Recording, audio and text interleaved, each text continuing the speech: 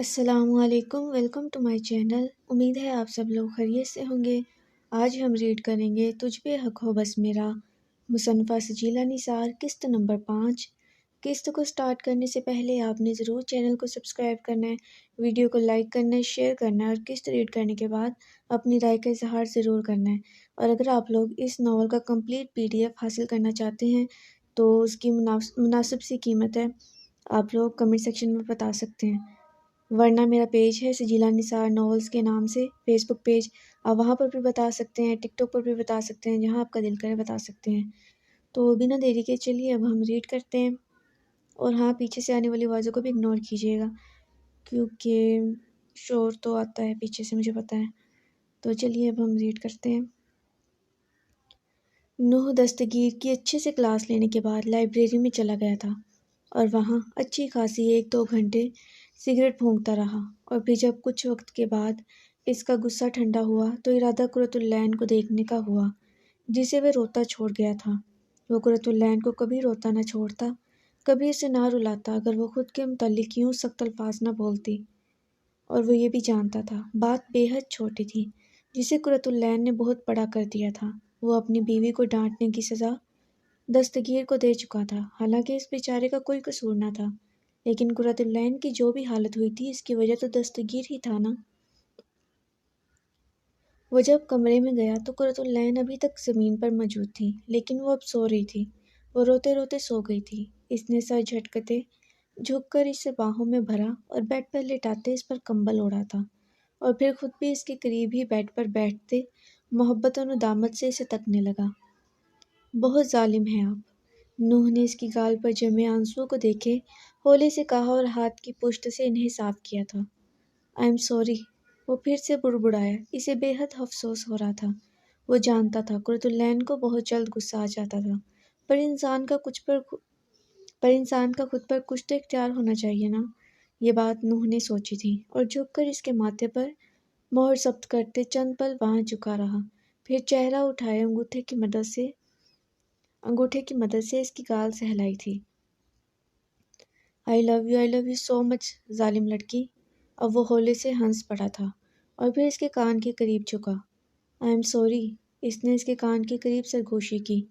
پھر نوح نے ایک اور سرگوشی کی تھی۔ وہ ہولے سے کسمسائی۔ آئی لو یو۔ مزید سرگوشیوں پر اس کے وجود میں حرکت بڑھی اور پھر اس نے کسمسا کر آنکھیں کھولیں۔ پھر اس نے خود پر جھکے وجود کو دیکھا جو دھندلایا سا تھا۔ پھر آنکھوں کو مسلتے اس نے دوبارہ دیکھا تو نوح کا مسکراتا ہوا چہرہ تھا۔ نوح کو دیکھتے اسے بے اختیار سب یاد آنے لگا تھا۔ اس نے بے اختیار اپنا رخ موڑا تھا۔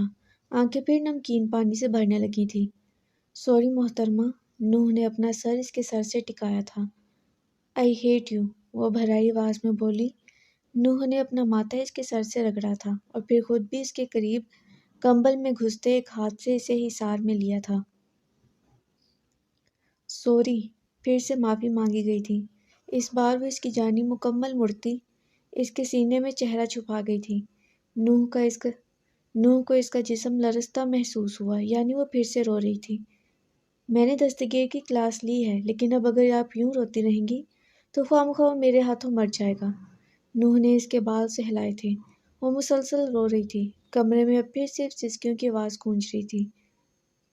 آپ نے مجھ پر ہاتھ اٹھایا، کچھ توقف کے بعد قرۃ العین کی بھیگی آواز گونجی۔ ہیں، ہاتھ اٹھایا؟ میں نے کب آپ پر ہاتھ اٹھا دیا؟ نوح اسے خود سے الگ کرتا حیرت سے پوچھنے لگا۔ آپ نے اس وقت لڑائی میں ہاتھ اٹھایا تھا، لیکن روک لیا۔ آپ کو میرا ہاتھ ذرا سا چھوا تک نہیں۔ لیکن اٹھایا تو تھا نا، اگر ہاتھ نہ رکتا آپ مجھے مار دیتے تو؟ وہ بھرائی آواز میں شکوہ کر گئی تھی۔ یہ آپ ہی تھی جو میرا ہاتھ رک گیا، ورنہ میرا اٹھایا گیا ہاتھ رکتا نہیں ہے۔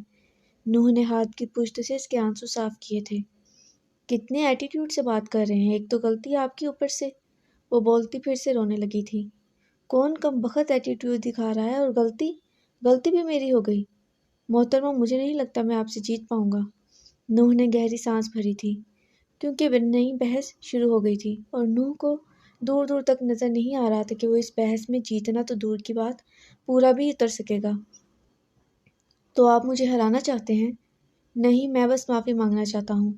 نوح نے ہتھیار ڈالے تھے، وہ صحیح سنتا آیا تھا، بیوی سے کوئی نہیں جیت سکتا، اور وہ بھی جیت نہیں پایا تھا۔ خیر، اس نے جیت کر کرنا بھی کیا تھا، مگر کم از کم اتنے الزامات تو نہ لگائے جاتے۔ ٹھیک ہے، معاف کیا، وہ احسان مندانہ انداز میں بولتی دوبارہ سے اس کے سینے سے لگ گئی تھی۔ غلطی خود کی ہونے کے باوجود وہ اس سے معافی منگوا کر بہت خوش تھی۔ نوح 2-3 دن سے کچھ زیادہ ہی غائب رہنے لگا تھا۔ قرۃ العین کے پوچھنے پر وہ یہ کہہ دیتا کہ کچھ خاص نہیں، بس زمینوں پر جاتا ہوں، اور اس جواب پر وہ خاموش ہو جاتی، مگر دماغ تو عجیب وسوسوں سے گھرا پڑا تھا۔ علیحہ اور عدیلہ بیگم کے ساتھ اس کا دل لگا رہتا، لیکن احمد صاحب زیادہ تر گھر ہی ہوتے تھے، جس کی وجہ سے وہ نیچے نہیں جاتی تھی، اور کمرہ اسے نوح کی غیر موجودگی میں کاٹ کھاتا تھا۔ کہیں نوح اس سے بیزار تو نہیں ہو گیا تھا، کہیں نوح بھی تو اس کے کردار پر شک نہ کرنے لگا تھا، تبھی اب اس کو وقت نہیں دیتا تھا۔ اس نے ویسے بھی آج احمد صاحب کے منہ سے نوح کے دوسرے نکاح کا سنا تھا۔ وہ عدیلہ بیگم سے کہہ رہے تھے کہ نوح کو دوسری شادی کرنی چاہیے، کیونکہ وہ اس گاؤں کا اکلوتا وارث تھا، اور اس وارث کی بیوی کی شکل میں قرۃ العین انہیں قبول نہ تھی، لیکن وہ اکلوتا وارث تو نہ تھا۔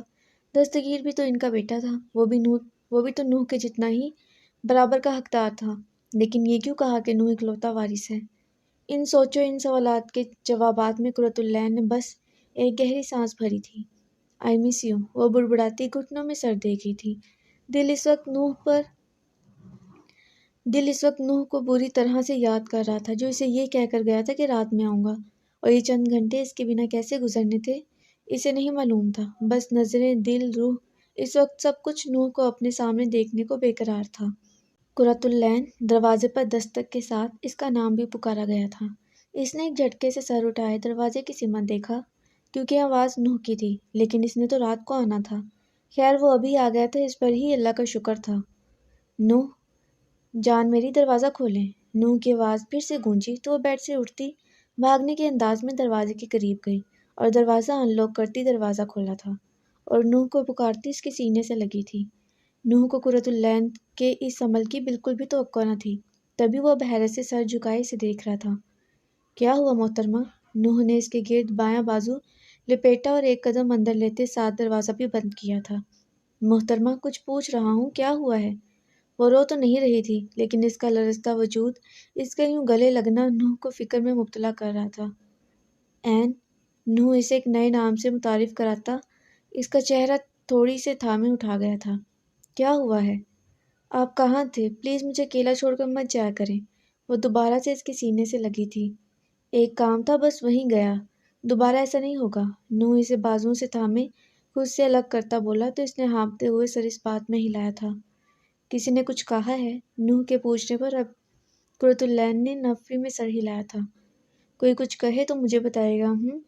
نوح نرم مسکراہٹ کے ساتھ اس کی گال تھپ تھپاتے بولا، اور پھر اس کی کن پٹی پر لمس چھوڑتا اس سے فاصلہ برقرار کر گیا تھا۔ قرۃ العین کو وہ تھوڑا تھوڑا بجھا بجھا سا لگا، پر پھر اپنا وہم سمجھتی اگنور کر گئی تھی۔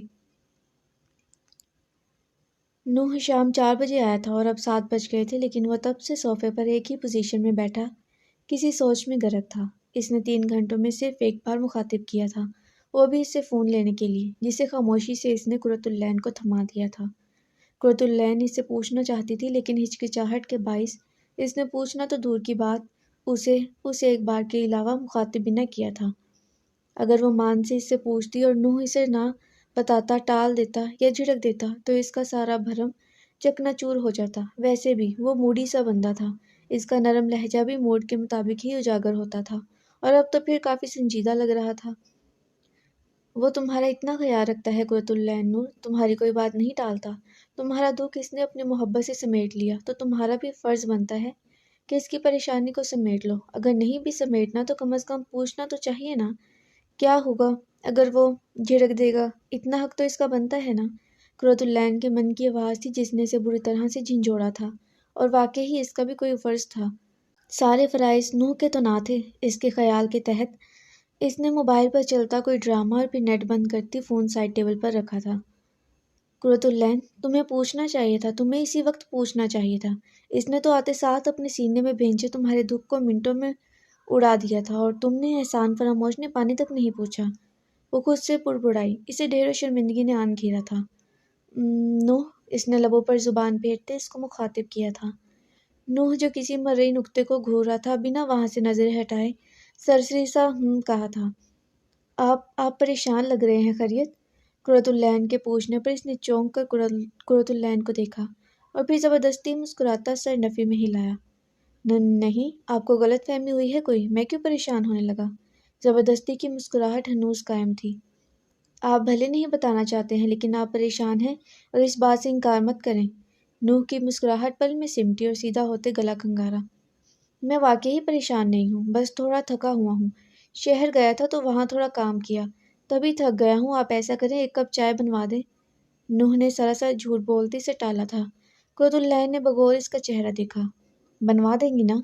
कुरतुल्लैन की एक्सरे वाली नज़रें खुद पर मरकोज देखे नूह ने बात पर जोर दिया तो वो सर को हाँ में जंबिश देती बेड से उठी थी और सर झटकती कमरे से निकल गई।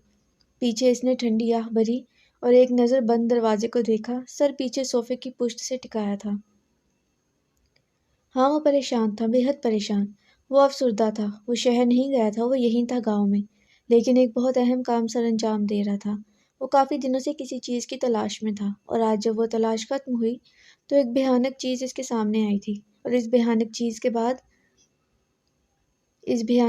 बाद इसे शिद्दत से एहसास हुआ कि वो क्यों इसके सामने आई, क्यों ये इस चीज़ से वाकिफ़ हुआ। काश वो ताउम्र अनजान रहता। कम अज़ कम इसे इतना बोझ तो अब ना उठाना पड़ता। इसका दिल तो इतना ना चलता। इसे खुद पर गुस्सा आया कि क्यों वो एक ही चीज़ के पीछे पड़ जाता है, क्यों इस चीज़ के पीछे पड़ गया, क्यों, आखिर क्यों। कमरे का दरवाज़ा खुला। नूह ने ऐसे ही सर पुश्त से टिकाए ज़रा सी गर्दन घुमाई और दरवाजे की जानिब देखा, जहाँ कुरतुल्लैन नूर थी। हाथ में प्लेट और प्लेट में गर्म भाप उड़ाता चाय का मग था। मैं पहली बार नीचे गई थी, पहली बार किचन में गई थी और इसके लिए खुद चाय बनाकर लाई थी। इसने धड़कते दिल के साथ चाय का मग इसके नज़दीक सोफे पर रखा था और प्लेट शीशे के टेबल पर। नूह ने मुस्कुराकर इसकी जानिब देखा।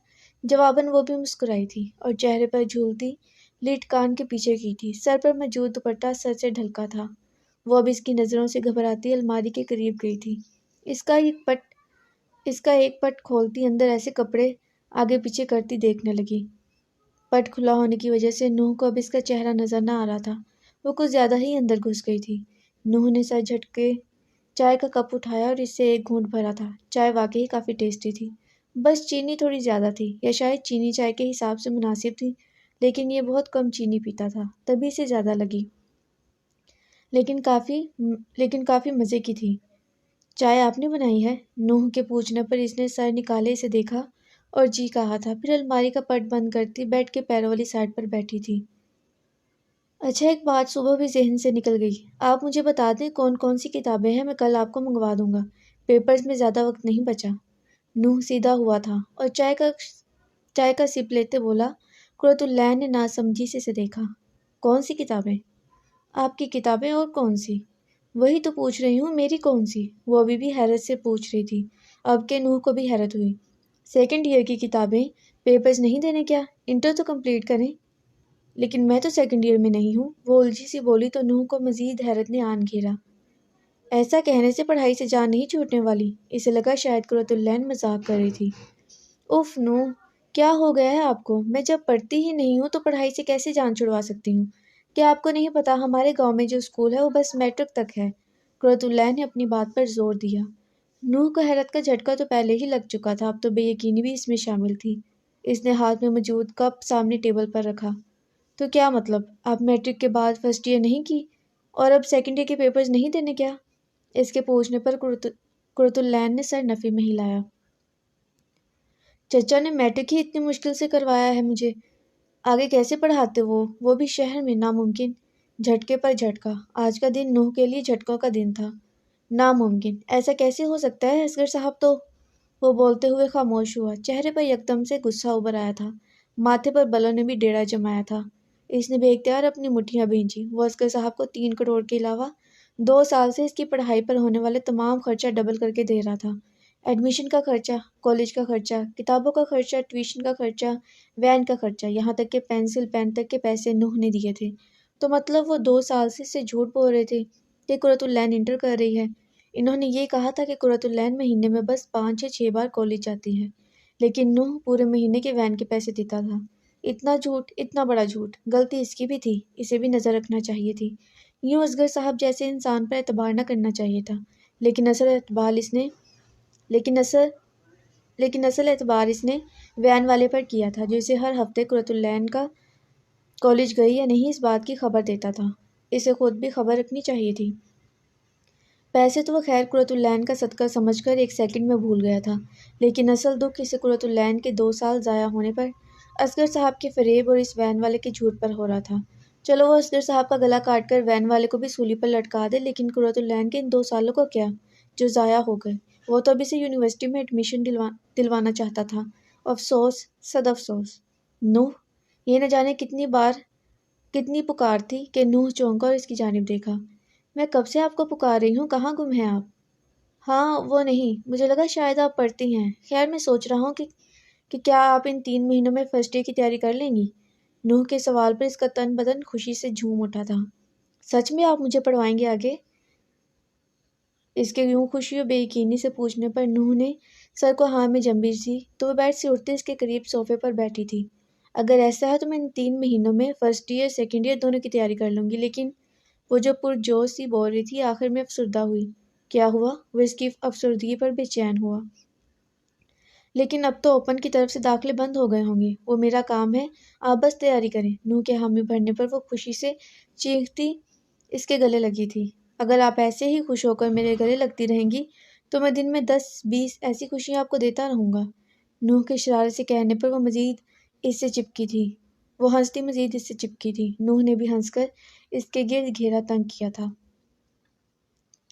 رات تقریباً 9 بجے کا وقت تھا۔ چاروں سے خاموشی تھی، کیونکہ سردی کا موسم تھا اور سردی میں تو رات کے بجے 8 بھی 12 بجے کا گھما دیتے تھے۔ اس وقت اس پہر خاموشی بنتی تھی، خاص کر گاؤں میں، لیکن اصغر صاحب کے گھر سے طوفانی قسم کا شور اٹھ رہا تھا، اور شور کی وجہ نوح احمد خان کا اس گھر میں موجود ہونا تھا۔ اس نے اصغر صاحب اور سفینہ بی سے تو زبانی غلامی کے علاوہ کچھ نہ کہا تھا، لیکن وہ ان کے گھر میں موجود بڑی چیزوں سے لے کر چھوٹی چیزوں تک سب کچھ فنا کر چکا تھا، سوائے قرۃ العین کے کمرے کے۔ وہاں پر چیزیں ویسی کی ویسی تھیں جیسی قرۃ العین چھوڑ کر گئی تھی۔ نوح نے انہیں سختی سے منع کیا تھا قرۃ العین کے کمرے کو ہاتھ لگانے سے، اور اس کے لیے بھی نوح نے انہیں رقم ادا کی تھی۔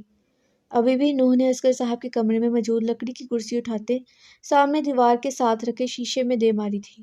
شیشہ سیکنڈز کی رفتار میں چکنا چور ہوتا کانچ دور تک پھیل گیا تھا۔ اصغر صاحب اور سفینہ بھی ڈر کے مارے چند قدم پیچھے لے گئے تھے۔ وہ تو پہلے ہی خوف سے تھر تھراتے نوح کو روکنے کی کوشش بھی نہ کر رہے تھے۔ سب کچھ تہس نہس کرنے کے بعد نوح اب ایک جگہ کھڑا گہرے سانس لے رہا تھا۔ غصہ ابھی بھی سوا نیزے پر تھا۔ اس نے ایک نگاہ کمرے کے اتل پتل ہوئے حلیے پر ڈالنے کے بعد اصغر صاحب اور سفینہ بی کو کڑے تیوروں سے گھورا۔ یہ سب میری بیوی کے 2 قیمتی سال ضائع کرنے کی قیمت وصولی ہے میں نے، جو کہ بے حد کم ہے۔ شکر کریں بڑے ہیں آپ لوگ، ورنہ ابھی اپنے گھر کے بیچوں بیچ لٹکے ہوتے۔ وہ اب دونوں کے نزدیک گیا تھا۔ بہت ظلم کیا ہے آپ لوگوں نے میری محترمہ پر۔ بس دعا کریں وہ کبھی آپ کی شکایت نہ مجھ سے کرے، ورنہ وہ حشر کروں گا کہ کتے بھی دیکھ کر گھن محسوس کریں گے۔